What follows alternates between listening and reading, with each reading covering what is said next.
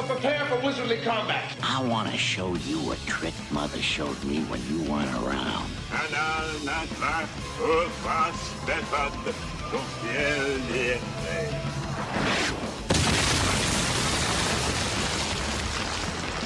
Welcome to Spellburn, a podcast covering the Dungeon Crawl Classics role-playing game and old-school adventuring. It's time to party like it's 1974.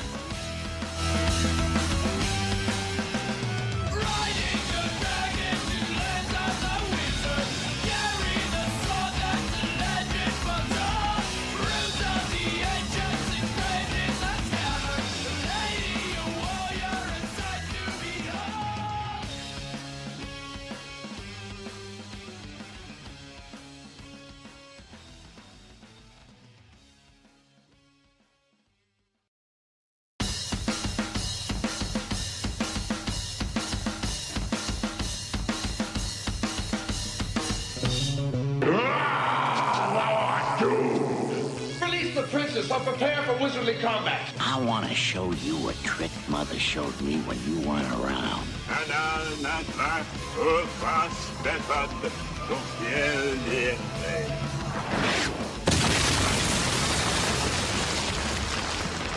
Welcome to Spellburn, a podcast covering the Dungeon Crawl Classics role-playing game and old-school adventuring. It's time to party like it's 1974.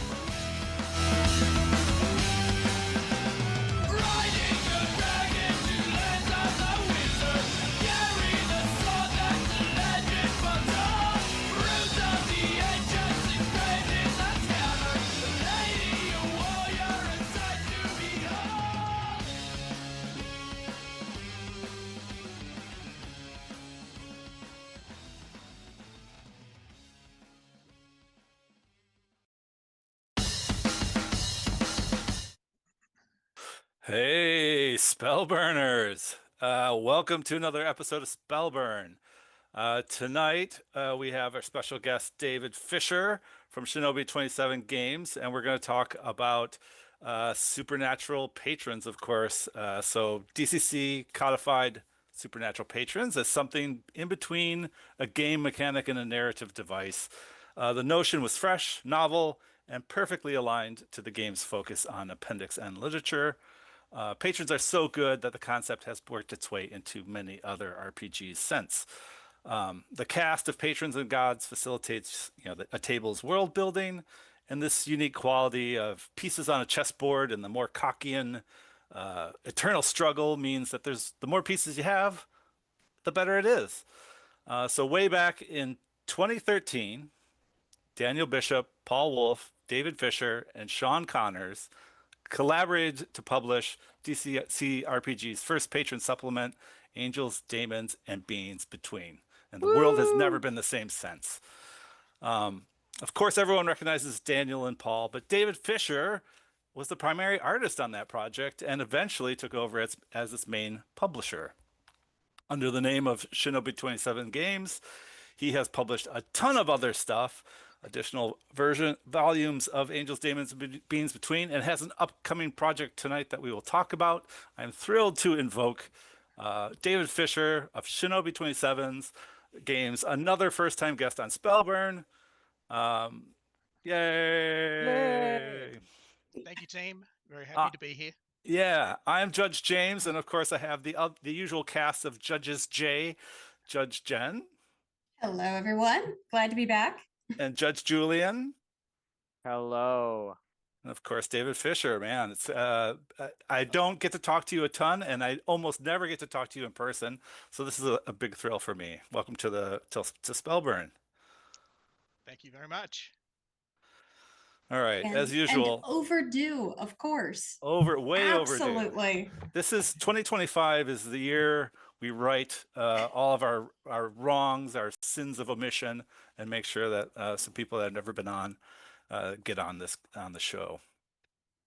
All right, as usual, if I do the intro, I get thirsty AF. So let's go into the tavern. See, I didn't swear. All right, tavern. I'm thirsty, of course.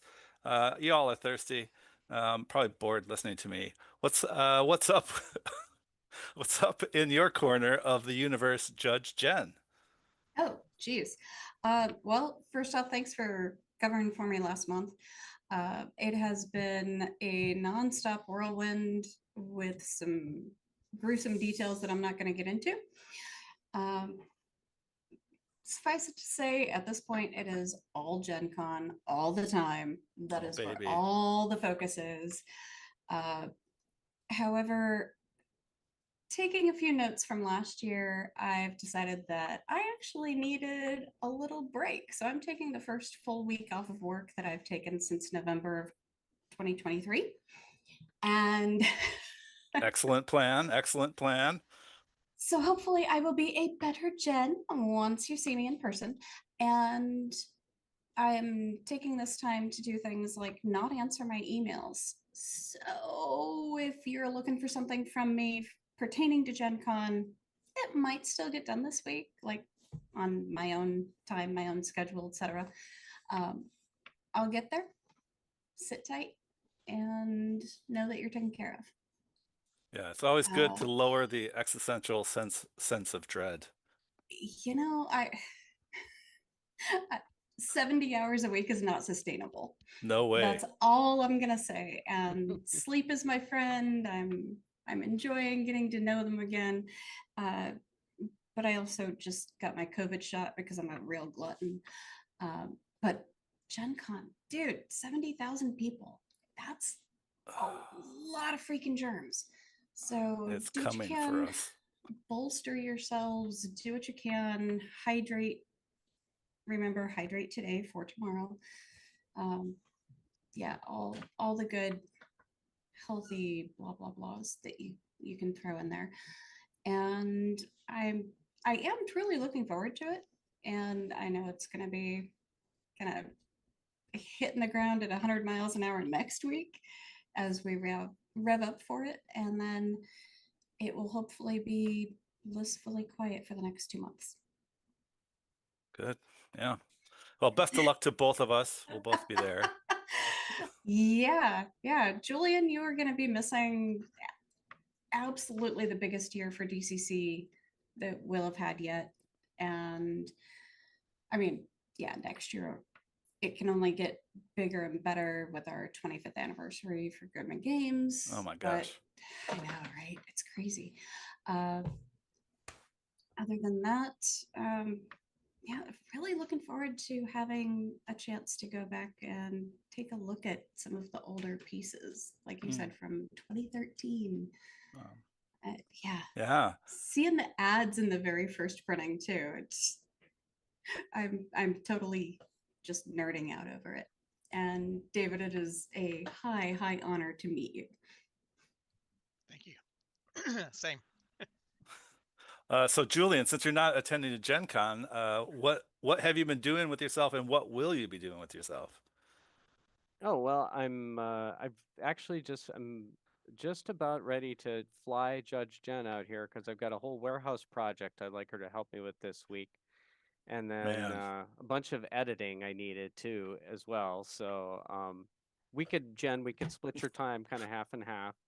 It'll be I great. mean, You're gonna love it. Just bring a longsword with you, Jen. So Sadly, we won't have Judge Julian next month. flamethrower, and I will deal with Judgy Jenny later. Oh, fair enough. I have been neck deep in some Castle White Rock stuff most recently, and that's been really pretty fun. I actually have been climbing through the text, and it's a gigantic project, right? Even the original was a gigantic project, and I can't imagine how much bigger it's going to get because there's going to be a ton of new content and then, tie-in adventures or whatever. It's going to be a huge deal. But as I was looking through it, the funny thing that happened to me last week, I was looking through it for random stuff, and I said, boy, that picture looks pretty familiar. And then I saw another one on the next page and another one, and I realized they're like 2010 Doug Kovacs art, like pre-DCC RPG Doug art. and it was really cool looking. It was, like you can see the Doug in it, but it's also a little it's pre DCC Doug or DCC RPG Doug. So it was pretty neat, and that's the kind of fun you'll see. And I'm sure they'll keep that stuff, but they'll probably add new stuff. And anyway, it was pretty neat just to be like, wow, this is Goodman, and yet it's also an artifact of the pre DCC RPG day that's now going to get brought up to DCC or that other thing, and that'll be pretty neat. So that's been a lot of fun. I'm working on a third-party type thing that I'm going to be playtesting this weekend for the first time. So I'm looking forward to that. It's a sort of a goofy little, all the D&D trope type thing for like third or fourth level guys.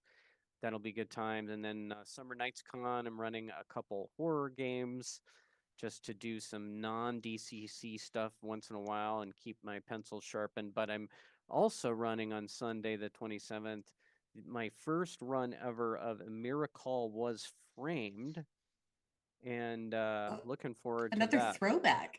Classic. Yeah, right. I mean, and I kind of wanted to occasionally reach back and do some of these ones that I had never even read. I loved it when I read it a couple months ago, and I thought, oh gosh, I should run this thing. So I'm going to try to do that. And back in like the Goodman Online Con last year, I ran Frozen in Time again, which was, another classic, and it's still great. It like didn't stop being great. So right. Yeah, jumped in there and ran it. It was really fun. Wait, are we at a moment where it's Dungeon Crawl Classics? Yeah, right. It's classics. It's classic DCC RPG. So yes. Oh boy. Yep. So we will. I have a ton of play testing to do. I'll have online play tests, and I'll have opportunities for judges to possibly play test my stuff. So if you're interested, go ahead and drop me an email at julian_bernick@yahoo.com. And you can also I also take PayPal there, so you could also just send me money if you want. Or spam, or like Not spam. Ugandan princes. Yeah, I mean, if it's the kind of thing that comes in a can, I'll take spam, but otherwise, keep it. And also going to run 3 games at ArnieCon in Minneapolis. I think that's October 12th. I'm not going to make Game Hole this year, but my consolation prize is October 10th to 12th at St. Louis Park, which is just outside Minneapolis. And the great Nick Barron will be there with us. So, and he'll be running the dealer booth and running games and the whole 9 yards. So if you're local here in the Minnesota, Minneapolis area, or even maybe the greater Midwest, come on up to ArnieCon. It's a small con, pretty intimate. There's a lot going on, and that'll be a fun time. Wow. You're already plugging for like October? Hell yeah. Well, you got to get your badge, run your, submit your game. You know how it is. Yeah. Oh, yeah. Yeah, Sure, the games list is already live for Game Hall. Ugh. Now, if only It's too much for me. If only I knew a convention organization maven who had some time off to help us organize all our ArnieCon stuff. If only. I'll keep an ear out, Julian. Okay. What about you, David? I got to cut this guy off. He's going to start talking about December next. So what about you? What's new? What are you been up to in gaming? What are you what's going on? And on the plumb other side of the world, it's Tuesday there, I hear. Yes, we're a little bit in the future down here. I've been pretty busy, mainly writing and illustrating. I think I've turned over something like 65 illustrations in the past couple of months. Mostly he's moving towards angels, demons, and beings between, but there's an adventure that goes with it called Terror in the Temple of the Trigod. So I've run a few play tests. I've had a few people run play tests for me as well. Gaming wise, I've faced many horrific deaths in my character lives. We were playing the Abomination Vaults Pathfinder, where I had a character which was specifically an undead slayer, got slayed pretty much straight away. Then we tried Delta Green, which I'd never played before, which is awesome if you haven't tried it. And of course, I had a character who our GM likes to give the characters make them look like actors. So I had a character who looked like Andrew Garfield, who was a young investigator. Rolled a fumble and accidentally stabbed myself in the groin and died. So yeah, I'm on a run of my characters just dying terribly in adventures. Sounds like the OSR to me. yeah, I mean, yeah. It's been fun. What's the alternative? Just not playing? That's right. Can't have That's that. right. That's right. Well, that sounds awesome. Me, I guess we'll turn to me. Uh, let's see. I didn't game a lot this past month. Actually, I was on a cruise of the British Isles. I saw Ireland Ooh. and Scotland, the Shetland Islands, which is, I guess, a different country, and also a little bit of France too. And got to see some Iron Age kind of settlements and stuff in a lot of those places. Some stone circles in Ireland, and Stonehenge on the way to the ship, and I'll manage to squeeze in the Bayou Tapestry as good to see have a gander at that, which is one of my favorite kind of um, mid late medieval period kind of artifacts. So that was a thrill to see that, and also a bunch of WW2 sites, which I'd never really keyed in on very much in the travel that I've had in Europe. But it was kind of like it was something else to see all these locations where thousands of people died, and the cemetery, the American cemetery, and all the beachfront that was kind of turned into a war machine for that invasion of Europe. And it was kind of, it's not really my thing like World War II, but it was really kind of striking to see it up front and in person. Hmm. So it's kind of Yeah. cool. Yeah. And then prepping for Gen Con, of course, I'll be there, running a couple sessions of Netcrawl on the books. And I've kind of sent out, I'm about ready to print a prototype of the core rule book, 180 pages, full color, do kind of a quick small run, about 10 copies. I'll sell some of them. I don't know. You want one? Bob has already put in for one, so if you Oh, okay. so if you That's need cool. two, that's cool. Um, but Bob, I think first thing you need to watch that man on Blue Sky. I have zero control over Bob. You have We've zero established control. this. I know, I get it, but he's I always live like, with a yes, completist. yes, completist. He's a Jim Sketch. He's under the radar, but he's just not two copies of everything. I think that's the only difference. But so that's my past month. I'm looking forward to Gen Con, of course. I'll be tired just like everybody else, so I'll see you there. Well, you would think it's about time to burn some crowd burn. Yeah, let's do it. All right. All right. Welcome to the crowd burn. You want to take the first one, Julian? Absolutely. So Jordy Peterson reached out to me on This is Silam number 3, which is spelled Silam. It's a series of zines for DCC RPG. Now, had never heard of this thing, which doesn't mean Really? anything. Yeah, are you familiar with this? Yeah, I've backed it at least one or two of them. Okay, well, I'm been a busy little bee, but it looks pretty great. He has a thing about number 1, introduce the setting of Silam. It has 3 new classes and a funnel. Number 2, 5 deities specific to the setting, how to worship them, how that affects clerics, so personalized cleric stuff, and new spell, first level adventure. So that's all stuff you can go out and get today under Silam, Silam zines. And then number 3 is going to have Eastern Silam, the territory of the tribe, 7 new creatures, info and plot hooks for Thieves Guild, and also another level 1 adventure. So that sounds pretty cool. We'll have this is in a kind of follow us now and we'll notify you mode on the Kickstarter. So I'll put the link in the show notes. As of July 14th, it hadn't launched yet, so find it and click it, and then you'll be notified when that sucker goes live. But take a look at his other stuff because it looked pretty neat, I would say. Yeah. All right. And Jen, do you want to talk about Zothique or Zolthik, you yeah, mean Marcio's new baby? I can't even believe it. I'm excited. This is another one that is coming later on. We're looking at fall of 2025. It'll be in 5e and DCC called, Zothique. Dare to tread the dust and doom of Zothique. The source book is going to include a gazetteer, bestiary, NPC profiles, the Black Pantheon, adventure hooks, new classes, character backgrounds, all the good stuff. All the And good stuff. apparently Marzio has a new site, and I'm sure that'll be in the show notes. Yes. Awesome. And he let us know at spellburnband@gmail.com. And I took a look through his site. It's really slick. It has a bunch of his, I guess it has all of his, independently produced stuff, and probably links to his Good Me Games stuff as well.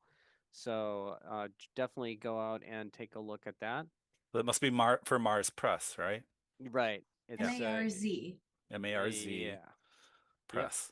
And Mars. I just had it today since. And I know that we just got more of the It is. Blood It and is. Thunder in stock too. It is Mars Press. One word. MarsPress.com. So There you go. Nice. I'll show that in the notes. But guys, It's pretty.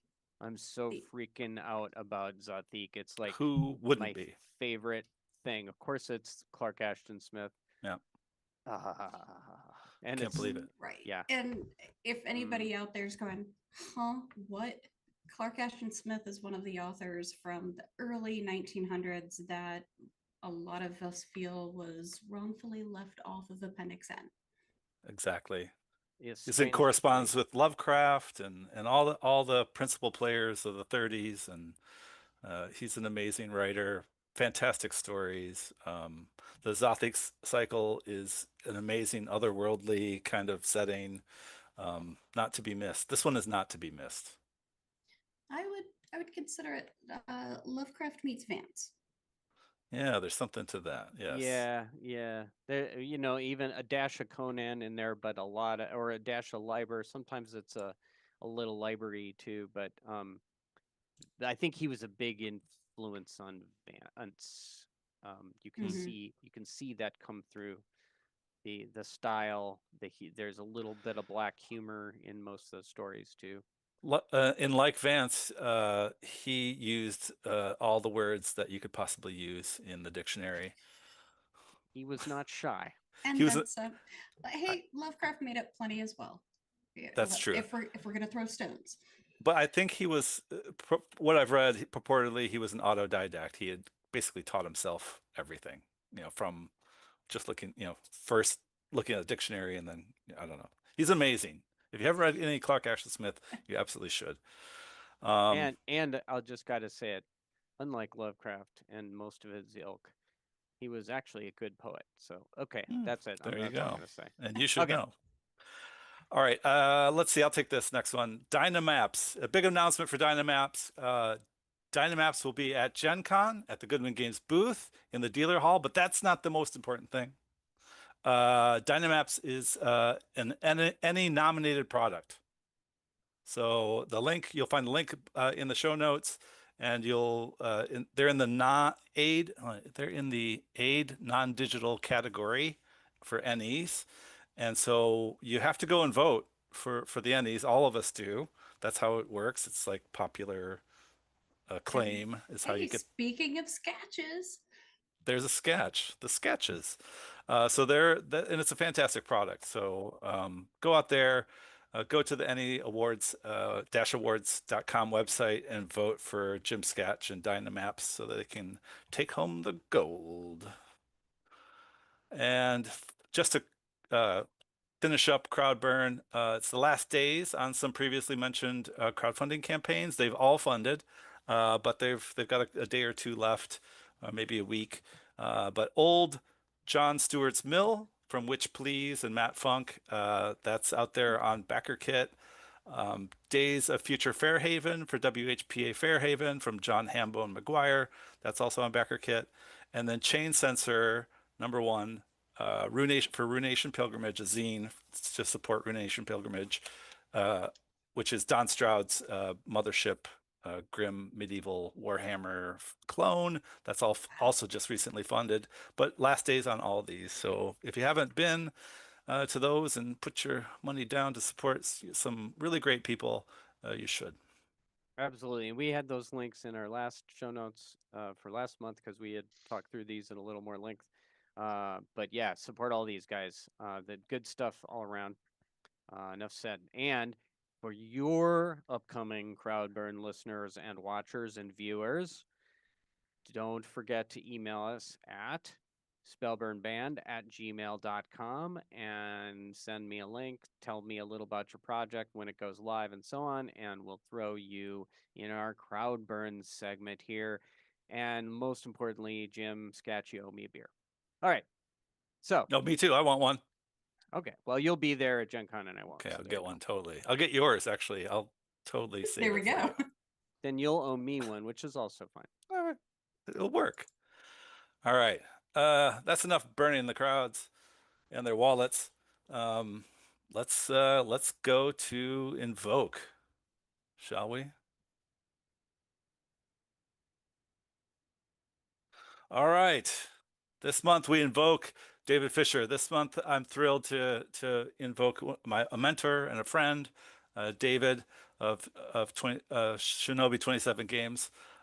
David has been on the scene since 2013 or before. Before that? Yeah, I think I started in 2012 doing illustrations, but Good. yeah.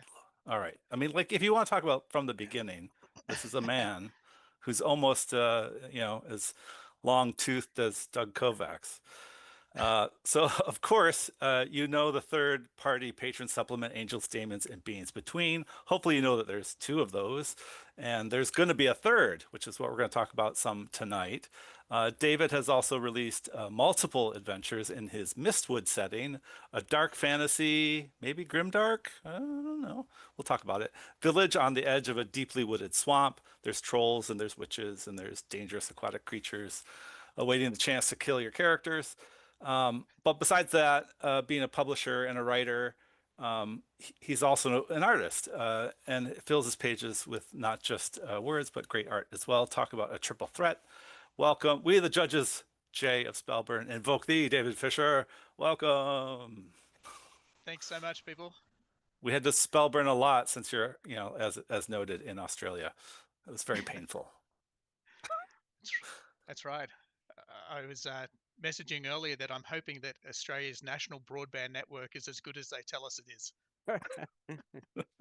Well, I remember us being on Drink Spin Run like ages ago, and we had some tough times during that show of kind of maintaining our connectivity. So you sound perfect. You're coming over perfect. All the pixels are coming. So we're thrilled to have you. Yeah, I wasn't sure when to throw up a filter to hide some of the wrinkles, but I think I should be doing okay. I don't know. I think you're like actually reversing an age. Sure, there's not some sort of portrait behind that. We've supported Norway and even Canada, and Brazil on the show, right? Oh. So we got you, Australia. All right. Good. All right. So let's ask some questions. So maybe what drew you all together, Daniel and Paul and Sean and yourself, to create that first volume of Angels, Demons, and Beings Between? I have to give most of the credit to Sean. Sean kind of read through the rules when, it was brand new, and he sort of saw that there was a great potential to fill some empty spaces for patrons. So he put together what was an Indiegogo project, which is basically the Kickstarter of England, I imagine. And pretty soon, Daniel Bishop and Paul Wolf signed up, and then they were fishing for an artist. I didn't know much about it. I didn't know much about Dungeon Crawl Classics at that time either, because this was about 2012. And a good friend of mine, Joe, who's still my game master after, a long time, since the 80s, he got in touch with me and said, hey, there's these guys looking for an artist for a book. So dropped them an email, sent them some samples. They liked what they saw, and I was catching a long train ride from Sydney to Canberra, which is quite a few hours, and I just had a drawing pad and just went to town drawing all the different patrons that I'd read on. And how long have you been drawing? Because it seems like, a long time, Uh, yeah? well, I could do my whole life sort of thing. I've always loved drawing. Professionally, that was probably, I think that's the first professional gig within role playing. Other Really? than that, my friend's garage used to have wall-to-wall coverings of my drawings that I do of our games. So it was not very non-professional till I discovered Dungeon Crawl Classics. But like all your stuff, it looks fantastic. I mean, it's not like, oh, hey, I'm just a garage artist. I mean, did you did you do some school or just, is it all natural talent, I guess? Well, I'd say it's a bit of natural talent, but it's also a lot of practice. Sure. As I said, I've been drawing a long time. I started digital painting in about 2008, so I had about 4 years of digital painting under my belt before I started doing covers for my adventures and things like that. All right. And so Sean was in what country? Because I mean, He's Great Britain, so he's in he's in England Great somewhere. Britain. And Yeah, I and think you're in it's northern England. Australia, and then Wow. Daniel's in Canada, and Paul's in Texas, right? Yes. That's crazy. And you all, the power of the internet all came together. Yeah. Huh? It was lightning in a bottle. I think it was just everything seemed to work out well, and the ideas for what the patrons should look like sort of came very quickly as well from their great words. So what was the kind of the mix on the writing of how many like Paul did and how many Dan, like when we look at that book, like who are we looking at the most? Like what percentage? Yeah. Yeah, look, I ask myself that sometimes. I ask Paul, did you write this one or did Daniel write this one? And I think it's a fairly even split for those two. Okay. But I'm sure they'll correct me. All right. And who came up with the name Angels, Daemons, and Beings Between? I'm I'm gonna sort of hedge the bet that it was Daniel. I think Daniel came up with it. There were quite a few various names leading up to it, but that one seemed to stand out. Yeah, Yeah, so I'm going to attribute it to Daniel, but as I said, Mystic Bull and Paul Wolf will probably inform me if it was not him. actually, Daniel just sent out something about some, playtest he was doing, and I kind of like, I hit him up. I was like, who came up with the name? So yeah, Daniel did actually. So Okay, there you it go. wasn't a test or like, this wasn't a setup, I It was a guess. memory test. It was a memory test, yes. Um, so so you guys got together, you made the book. Why do you think that the patrons are such an interesting kind of idea that, you had to you all had to make a book? Like, what is your personal kind of take on patrons? I actually see patrons as a great tool for judges. I really see them as they can really drive a story of a campaign. They can really add complications to characters. When I was a lot of the writing, because I did the bulk of the writing for finally I did the bulk of the writing for one of these books for volume 3, and I really created a lot along the lines of if I was going to run this cult as the opposition to a group of adventurers, this would make them more interesting, or this would give them more abilities, and this would sort of enable me as a storyteller to be able to base it in a more explainable way. Mm, Yeah, yeah. all right. When I first started, when I first read them, I thought, oh, this is kind of deities and demigods, and gives players a few extra spells. But through the years, over 10 years of looking at them, I've sort of said, you know what, these are actually more designed for judges than they are for players. Right. Right. Like, yeah, they are kind of a narrative device, Mm, right? yeah, that's how Yeah, I see them. yeah, absolutely. And these are really important because especially in the early days of DCC, the ones in the core book are great, but they don't fit every campaign. And so you just have to have something kind of at your fingertips that you can be like, okay, well, here's some more choices. And not everything fits every setting. Not every player wants to be, a servant of Sazerakan or Bills and all that good stuff, as well as you might want a lawful patron, which are not well represented in the core book. Right. So it's All. yeah.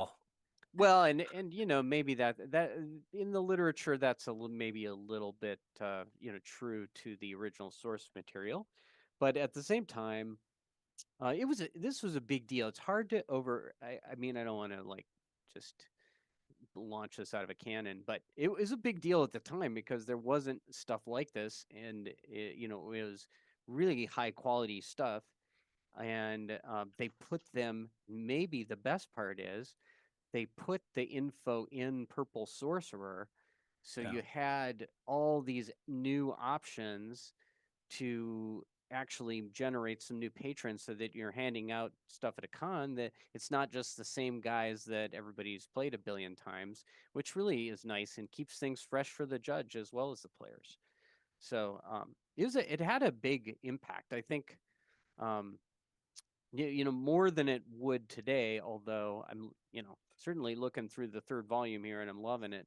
But this first one was really like, oh God, yes, this is what this is what we wanted. Yeah, because there's a few. No, go Sorry, ahead. go ahead. No, you go ahead. I was just say it had a few birthing problems, as you may recall. Its original run, it didn't get to come out in a print version, and that's sort of where I sort of stepped in and started publishing the print versions. Can you tell us how we got the second version? Was there a second version of the first cover? There was. The original version was Hecate, the goddess of witches, which is probably my favorite of the original covers. But when I got the rights to publish print versions of the book, I thought, well, I want to make it stand out a little bit from the PDF that's available from Sean's publishing group. And so that's where the cover with Dagon came from. Because how I do the covers is I look at the interior art and I think, you know what, that would make a good cover, and then I digitally paint it up on Photoshop. So nice. yeah, there's Hecate and there's Dagon for the first book. So that's that cover with the green demon coming between the witches is the Hecate cover? Yes, coming up out of that cauldron. Yes. It strikes me. I was just looking at it and thinking, this is very Errol Odyssey to me. And I was thinking, why is it? Because I mean, the figure is a little bit, and the figure, yeah, kind of. And then I was thinking, it's the green, actually, when he loves green, and it has this kind of lurid, almost kind of neon color. It's pretty striking. Anyway. Like the ochre green. Yeah. Like a neon green or something almost. Yeah, it's bright. It's very. I'm gonna look back at it again. I mean, it is kind of neonish. Well, it's not exactly neon, but it's awfully bright. It's that sickly green we love in Sword and Sorcery so much. Once you've seen Heavy Metal, the movie, you know what we're talking about. That's right. So you mentioned one of your favorites from the first couple volumes was Hecate, maybe the cover, but what about inside? Of the first two volumes, what's your favorite? I'm going to be a bit vain here. The one that I've probably done the most with is the Trigod, which is the first one that I wrote. So that's kind of a sentimental favorite for me because I've sort of used that throughout the campaigns that I've run. I like that one. And being a legal studies teacher, it's very much, it's a god of lawyers, pretty much like a patron of lawyers. Oh boy. Yeah. So all the spells are legal terms and all sorts of things like that. So that one's probably from volume 1. If we go to volume 2, which I have to attribute to the great writer James Posnell, who wrote everything in that book. Who? Never heard of that guy. It would have to be Balances because it gave me the opportunity to look and bring up the trowel creatures back into into the books and things like that. Yeah. And just the literary links to that character or that patron. Okay, so back up here. We've got volume 2. Angels, Yes. Demons, and Beings Between, volume 2. Right. Cover Elfland by edition. David. Elfland edition. Elfland edition. Yeah. Yes, okay. Cover by David. Covered by David. Yes. And all the text by that dude. By me.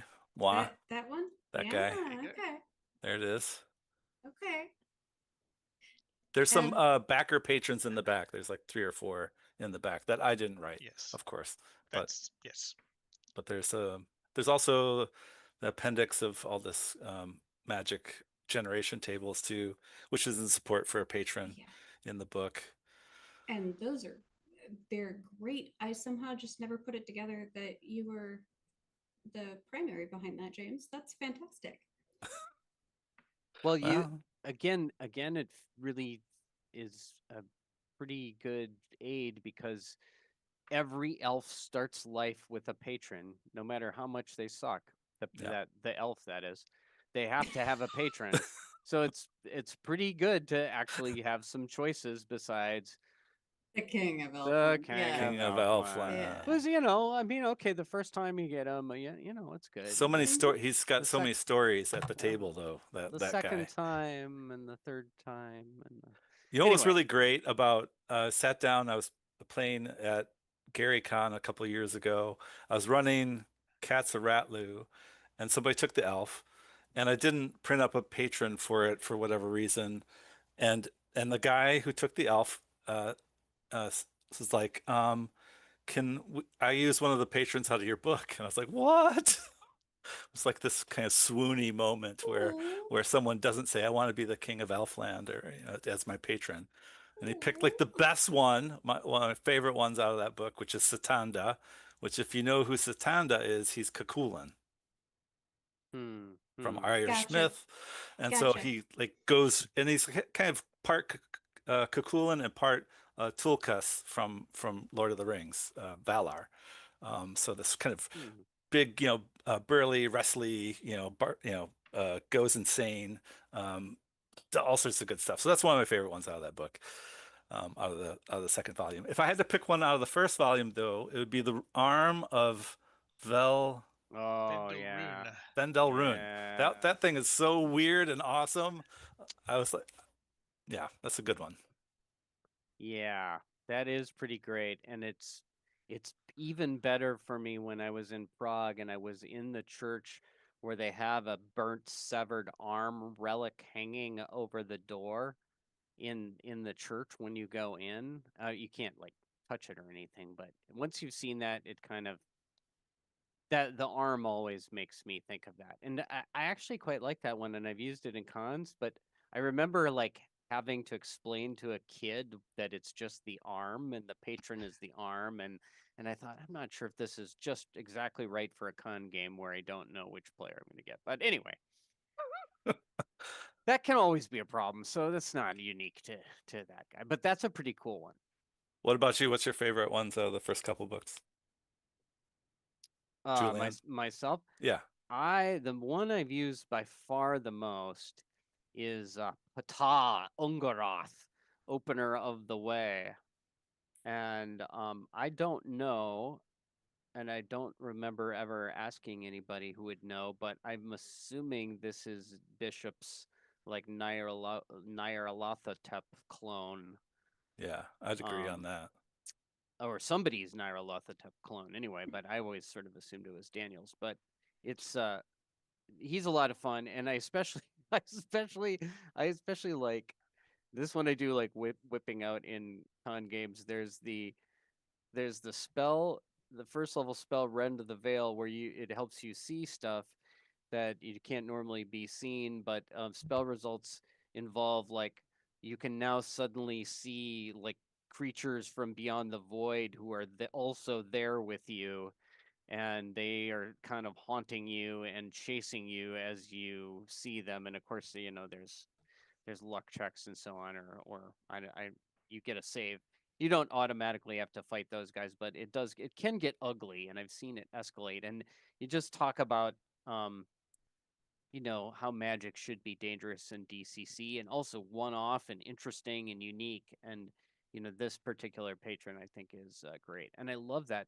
I also love the illustration of that for that patron, of the like shadowy horned figure gesturing at this weird window with a bunch of planets beyond it. Yes. It's very cosmic and not a dude with a winged helmet stabbing. Anyway, so I dug that. That's definitely my favorite. What about you, Jen? What's your favorites out of the first two books? I only have firsthand knowledge of Hecate, and that is on a player basis.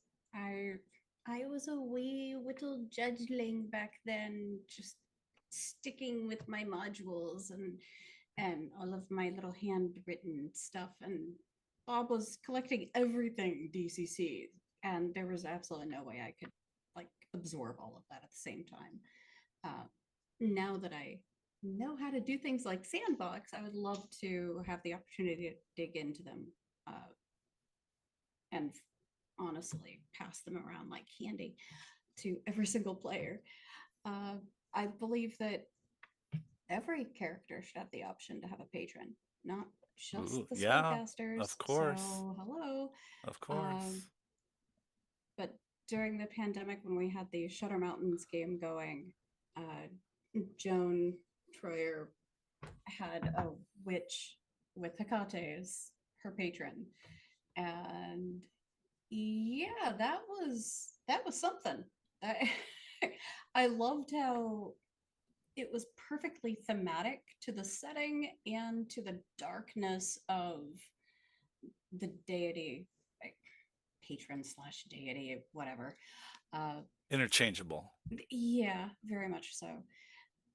And I think what I liked even more was the juxtaposition of the darkness of Hecate and Joan's character, like as a player.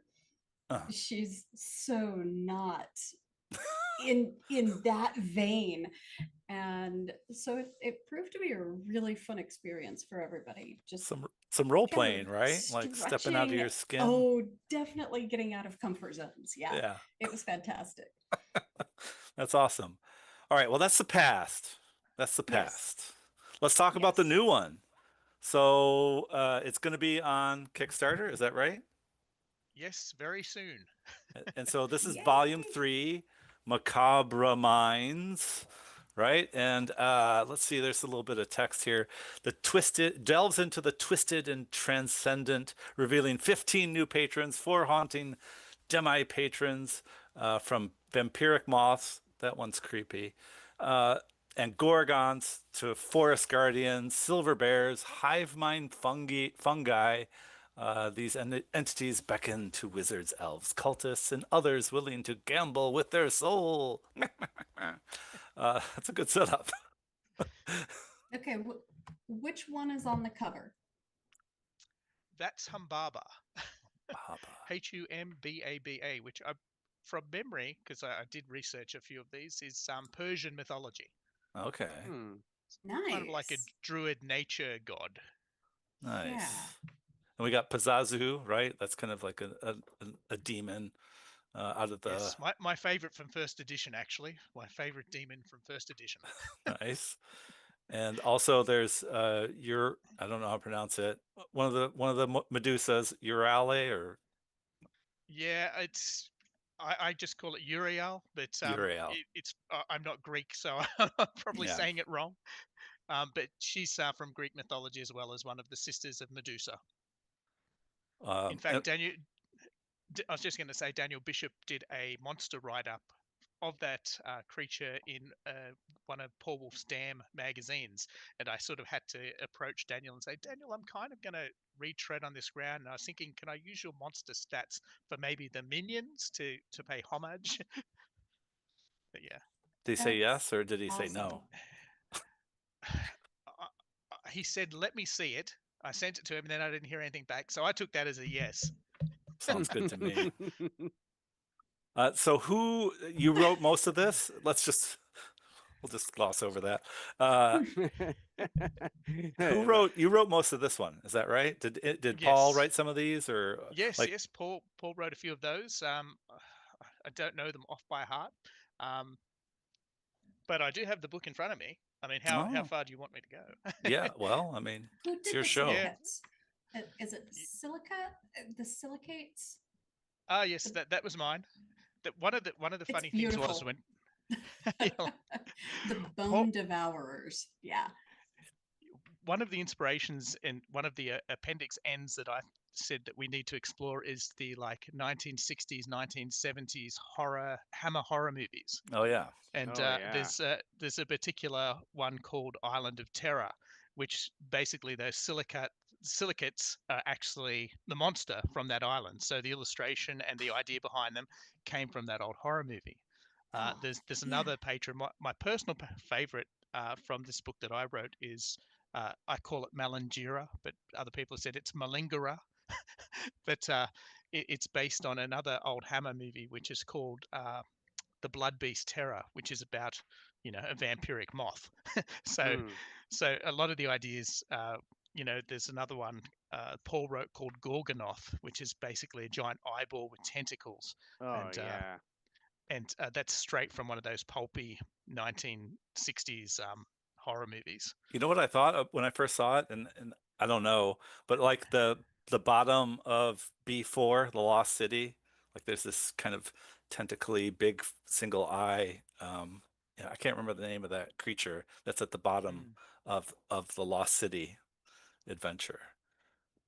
Yeah, I'm sure Paul has drawn inspiration from a bunch of sources. I'm sure. Yeah, Hmm.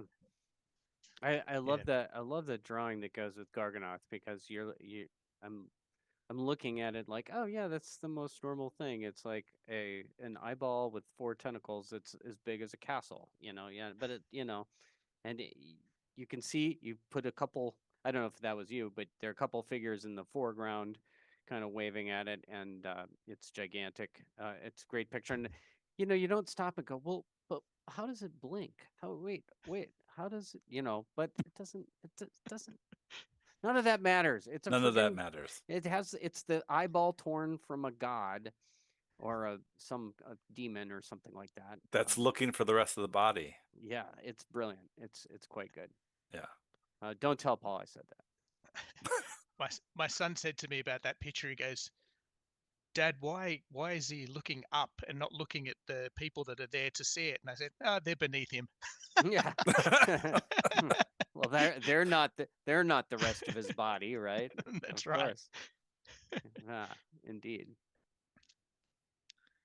I've got to say, one of my favorite parts about Volume 3 that I'm really looking forward to is the opportunity to flesh out some of the previous patrons as well with the appendix information that you've got in there.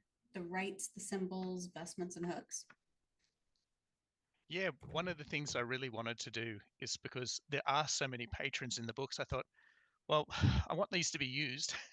What's a way I can make them more accessible to be embedded into people's campaigns? So I thought, well, symbols. So there could be a marking or a symbol that the players come across. They could see people in particular robes or doing particular ceremonies that might represent a gateway to introduce that. So I think I called it rights, vestments, and hooks. And what I tried to do is introduce flavor to those. Like some of them. So one of the patrons I wrote for the first book was Entorpus, which is basically entropy. And I've got the ritual to actually do the patron bond in the new book, which is pretty much probably 90% suicide. So he doesn't have a lot of followers. And the followers that he does have to be crazy enough to go through this ritual, which is basically jumping into a whirlpool within a cave, because his symbol is a whirlpool, and getting shredded through these rocks until they come out reborn from the other side of this whirlpool and can then do the patron bond to align with Entorpus. That He was also picture, Yeah. that picture in the book, in the first book, he always looks like he's like the guy looks like he's been flayed alive. yes. He's burning. Yeah. Yeah, that's our entropy component. So yeah, Paul and I did Entorpus together because that was one of the extra ones we added when we did the print version. Oh, right, because it's an extended version. You added in a bunch more content into the first edition that's not in the PDF. That's right.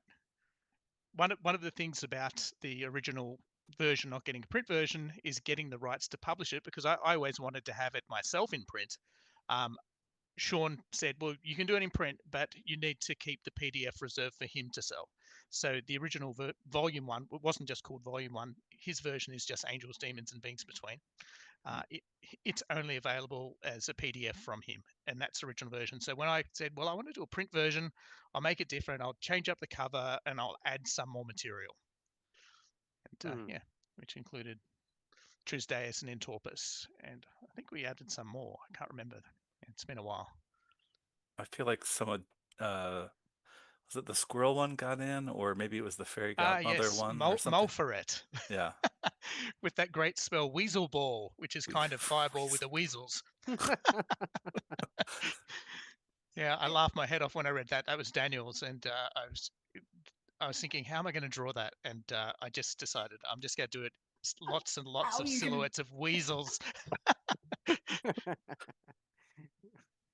So you mentioned doing some virtual paint art for like the covers. Do you primarily do pen and ink for the interior illos? Yeah, the interior is just pencil first, then just inking over it. I'm kind of been, I think it's an ongoing thing. I basically refined the way I've been inking over these years. If the inking in the latest volume, for example, is very different to the inking in the original volume. But yeah, and the other one's just digital painting. I was lucky enough to get a Wacom tablet gifted to me in the mid 80s, and I thought, you know what, I want to learn how to digitally paint. So it was just throwing my drawings on the screen and then just painting over it with the tools. Nice. All right. Let's go around the table. Your favorite one out of volume 3, Julian. I There are a lot of cool ones, and I want to say, okay, before I go into it, I want to say that one thing I really like about this third volume is there are twists on the patrons involved in a different way than usual. So the one I picked, Guyval, if I'm saying it right, the dead god, is a dead god who wants to get resurrected, and when you bond with him or whatever, you actually don't get all his power. You're capped at how far up you can invoke him. You only get one spell because A, he's a dead god, and B, your goal is to restore him and then get more power and more spells and stuff, right? Which is exactly how a patron would work in a story, right? Like you'd be trying to get increase. He'd be bartering with you, increase his power, restore him to life, and he'd give you more power to do that. And of course, that's exactly how it works. So I just thought that's a nifty take on it. That's actually mechanically a little different. The puke spider, I quite like too. But anyway, sorry, I don't want to steal anybody's thunder. But there are a few like this that are that had like a different mechanical edge and stuff, which so they're playing with the format of how many, do they all have patron spells unique to them? Do you get all that access the first time and that kind of stuff? And I thought that's neat because it keeps the concept a little fresh too. Yeah, like Paul Wolf had kind of come up with that idea of the demi-patron, right? Where it's kind of capped at a shorter result on the invoke list and less stuff so that you could essentially make them and not have to put a full like 10-page effort into the writing. But this one is interesting in that it does the demi-patron first and then also gives you the rest to fill in as you're going, which I think is brilliant. Yeah, I thought this was fun, and then it has this kind of Mongol, theme to it, which I enjoy. You could sort of see using that in a Harold Lamb type campaign, which could be a lot of fun. You could start it off with Temple Siege, just saying, and then you know have That them is a good find one. Yeah, and then you'd find bang, and then you've got Guyval, the dead guy. Throw him in the temple. Anyway, enough about Guyval. He's great. Paul Wolf. Oh, they're Mr. That was Wolf. Paul Wolf. There you go. Did you mention which one was your favorite, David? Out of Volume 3? Yeah, I think Volume 3. I like Malangira the best. The vampiric moth one. That one is so Yeah. creeped out. I just can well see. done. I want to write an adventure. It's just there. Once everything else is done, I'm thinking I'm going to take that and I'm going to write a full adventure fleshed out with that one. Please Yes. do. Yeah, and this is like I think the really brilliant part of writing patrons is you kind of are doing the outline of the adventure essentially, and kind of like, and here you go. Yeah. Like you fill in the rest of the colors and do all the inking and all the work, but I've kind of got this beginning of a story for you to play with. Yeah. Definitely. Jen, favorite out of Volume 3? The silicates are great. I especially love that they demand the sacrifice of a vertebrate for them to inhabit. Ultimately, they're when you invoke them, they grant healing powers and whatnot. But the flavor text for the patron taint and everything is just right on point, and just the side of disturbing that I'll take in a heartbeat. Personally, I could use Amareus as a patron for me. Being able to invoke a patron when given a huge tome and say, can you please give me like the cliff notes, the most important single things that I need to know out of this volume right here? Yes, every day. Please. Cue Paul Wolf. Another Paul Wolf. I mean, yeah, and the patron taint, the spells, the patron spells for it are amazing as well. I'm thinking this is all stuff that we've played with before in other incarnations, but having a name for it and having all of the pieces and parts put together in one little patron. Yes, thank you, Mr. Wolf, thank you, Mr. Fischer. And that's a patron of like libraries and lost information, right? So there's all these paper effects. Yes, you gain access to the Eternal Library's vast reservoir of knowledge. Right, and you have to make one. You have to make an Eternal Library or something like that in the last spell, in the 3rd level spell. Oh, yeah. For the spell, yes. Yeah. For the bond, not so much. Yeah. You could go in with, average intelligence or whatnot, probably.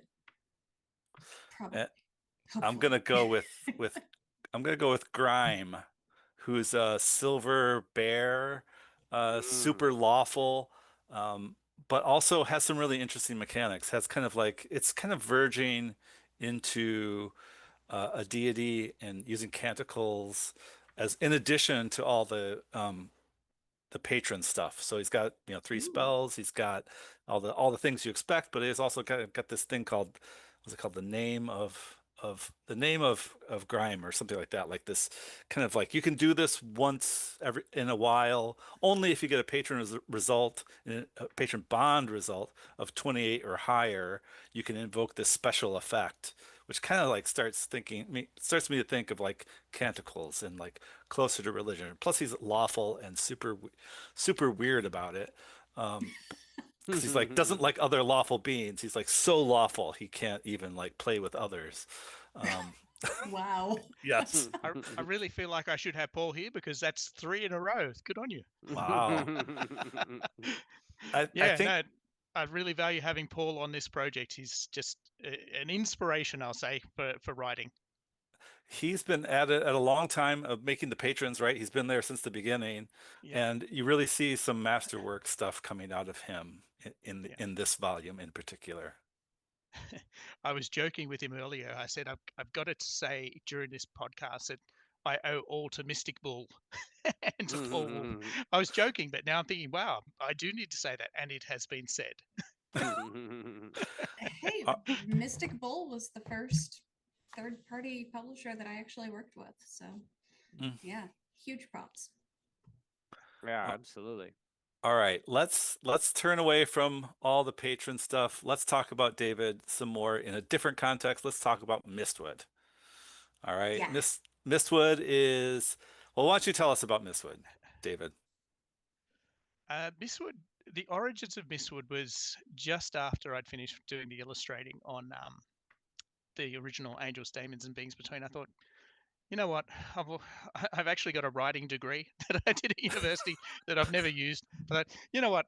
I've been playing adventures since the 1980s. Let's write one. And originally, I was thinking, I don't. I didn't have a core idea, so I tried to think about what's the most memorable thing I can think of in all the D&D games I've played. And one of them was our party recklessly went down a cave system, didn't explore any side tunnels, basically got cut off by a bunch of trolls, and we were absolutely slaughtered because we all went in, we were high level adventurers, and we thought, they're just trolls.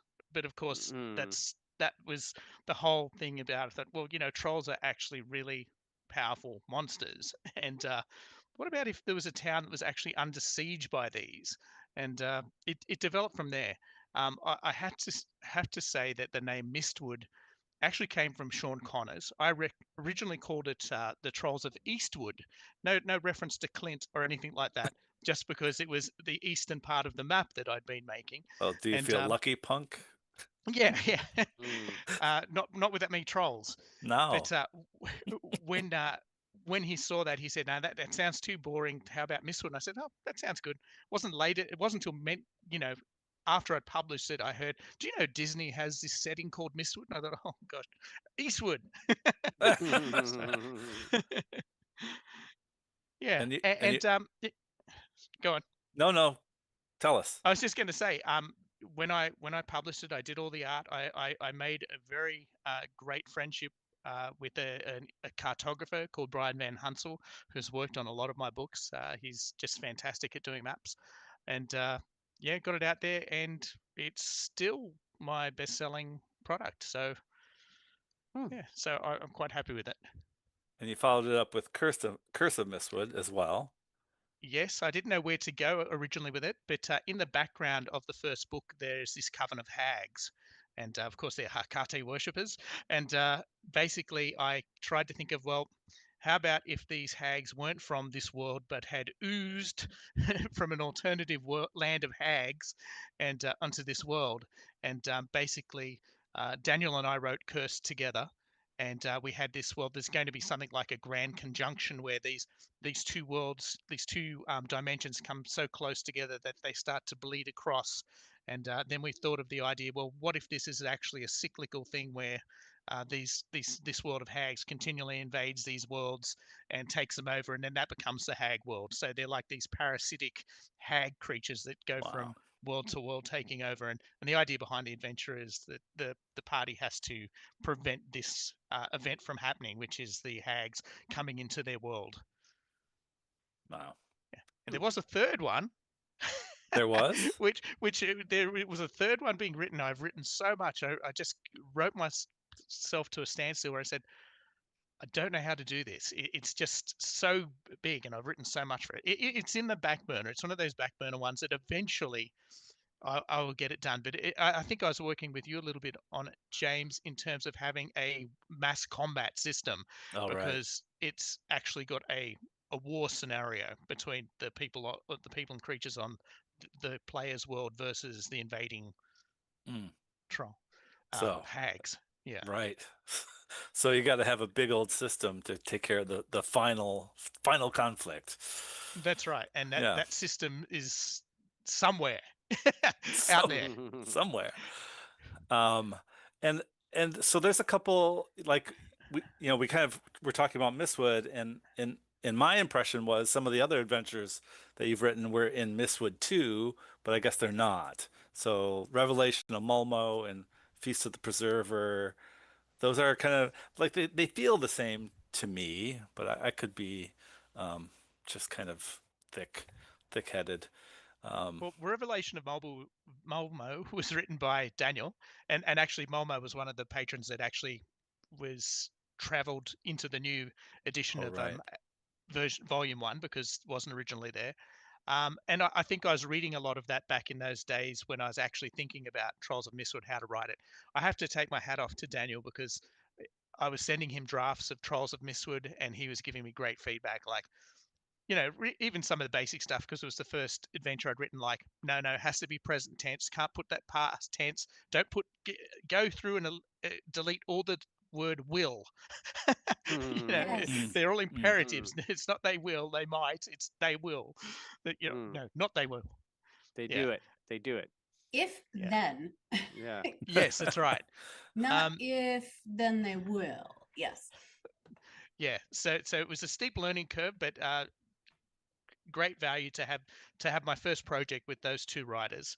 I guess Feast of the Preserver, again, I have to say, a few people have asked me this question. There's an old, I think it's 1970s English horror movie called The Monster Club. And there's a short story within that because it's an anthology of short horror stories like Creepshow, but back in the 1970s. And there's a story about ghouls. And basically, it's about this filmmaker who's looking for a great location to film his movie. And he drives through this mist into this village, and all the occupants of the village are ghouls. And that was the inspiration. And the cover of Feast of the Preserver is based on one of the drawings because when they tell the history of this village in the episode of Monster Club, they actually have this great drawing of this ghoul sitting in a grave chewing on a bone. I thought that's a great setup for an adventure. And being a big fan of George A. Romero's Walking Dead series, that adventure is a very big tip of the hat to that sort of Walking Dead, Night of the Living Dead, Dawn of the Dead kind of adventure, but with ghouls, which are little bit scarier than zombies. I had some great play testers, I believe, too, on that one. Yeah. Well, it was so funny because I was thinking as we were going through these about the that I play tested Feast of the Preserver for David way back in 2015, and I actually went through my email and saw some of the playtest feedback I'd sent him, and which I had a hoot because this might have been like John Carnes and Travis Hartman's, like first DCC game. I can't even wow. remember. Well, I mean, or maybe not their first, but some of the first. And Tim Mulry, That there was era.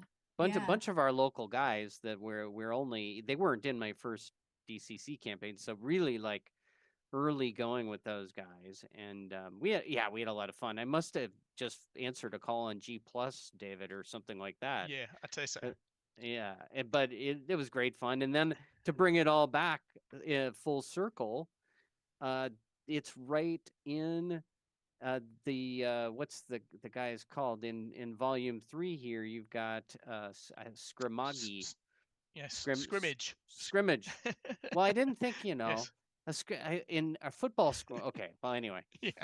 But a scrimmage. Okay, Scrimmage, the Preserver, is the patron from Feast of Preservers in Volume 3 that we've been discussing tonight. So it all comes full circle. And if you get Volume 3, you might as well get Feast of the Preserver because your patron is sitting right there. So you can, and if you get, and vice versa. So there you go.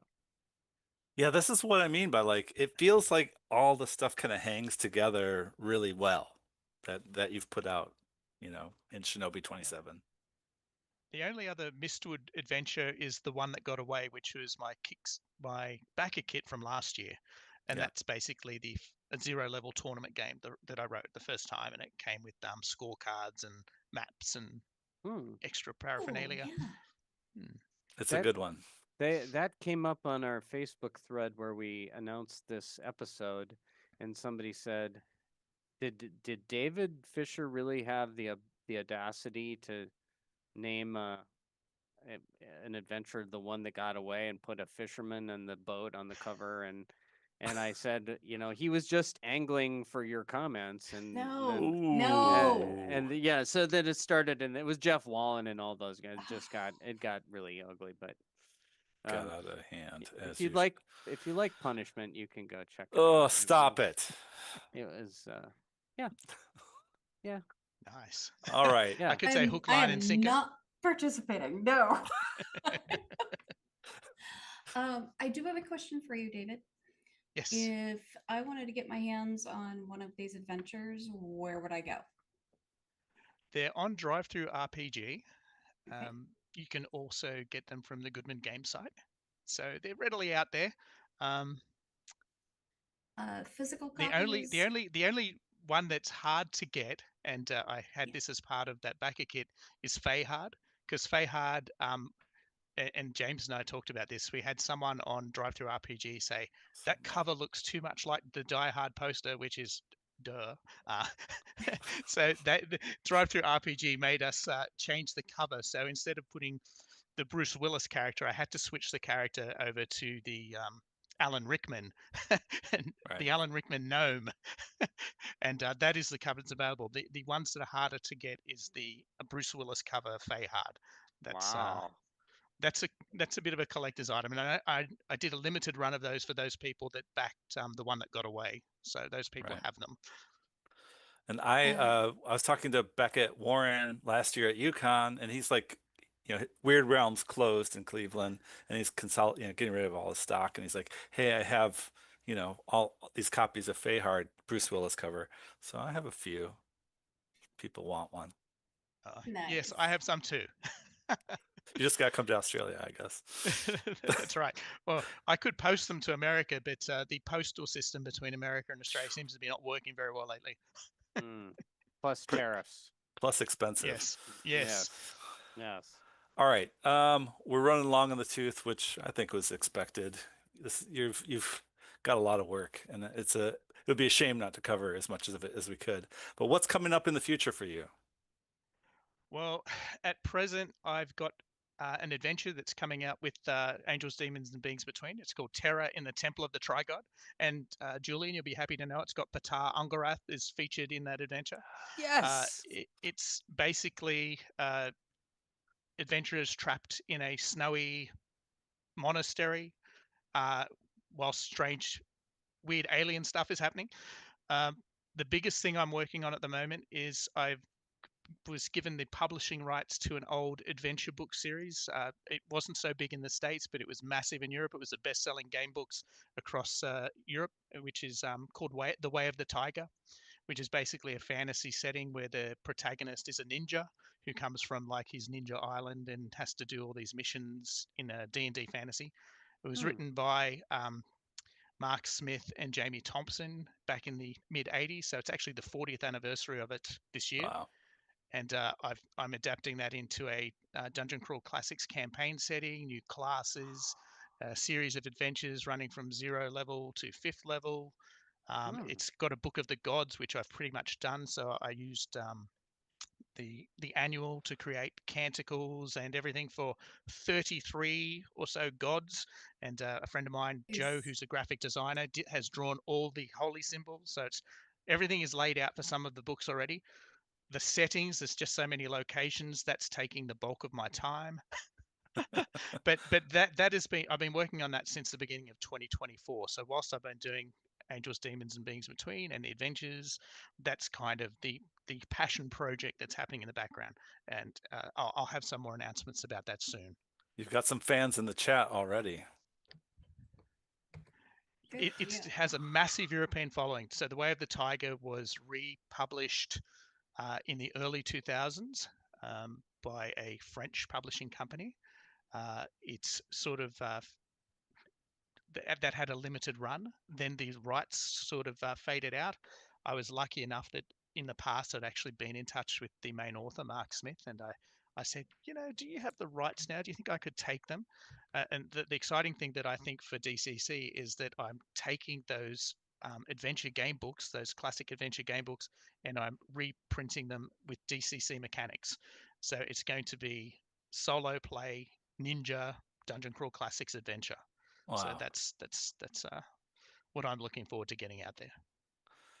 Wow. Well, this has been an absolute delight to have you on Spellburn. I thank you for taking the time.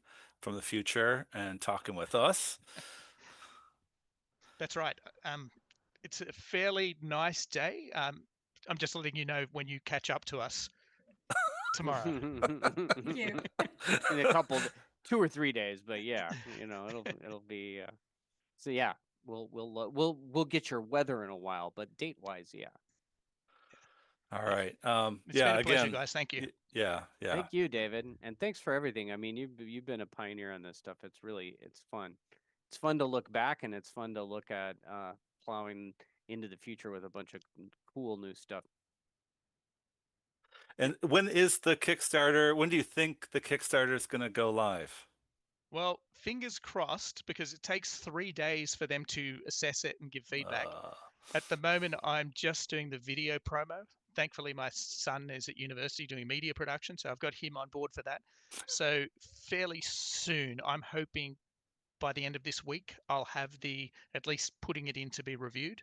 So I don't know if that's going to be too late to attach to the show notes for this episode, but it'll be out there. It'll be on the Facebook, and we will definitely attach it to the show notes, even if it's a week later or so. It does not matter. We will talk about it on Blue Sky, our Blue Sky account. We'll do all sorts of promotion. We're glad to see you come out with another one.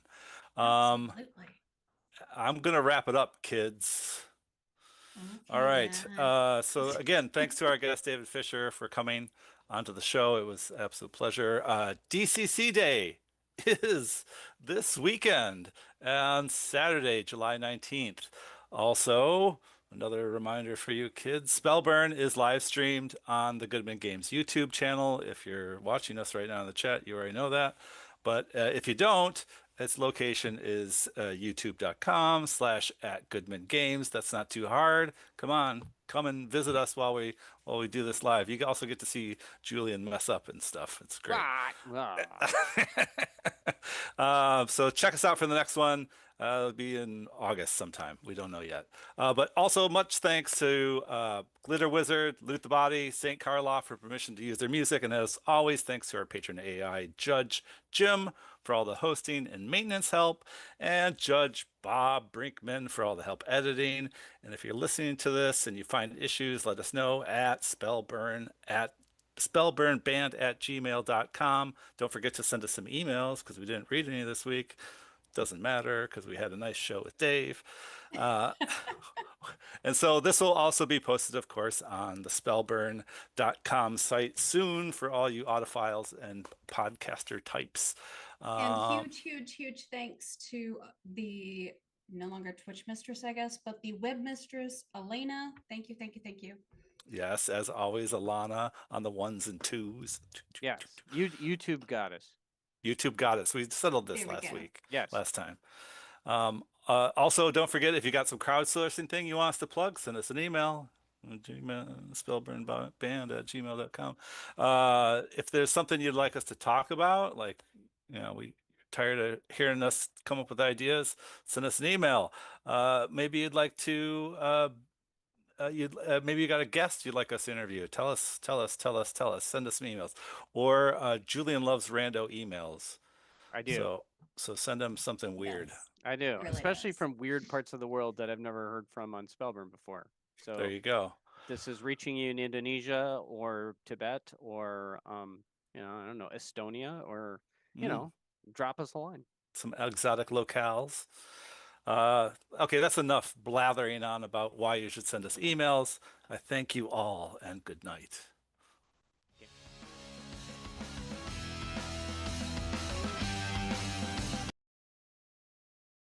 Listening to Spellburn.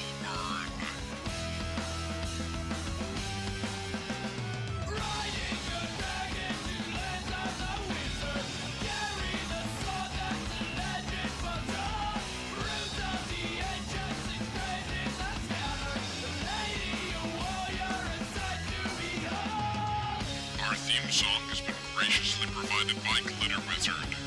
Learn more at glitterwizard.com.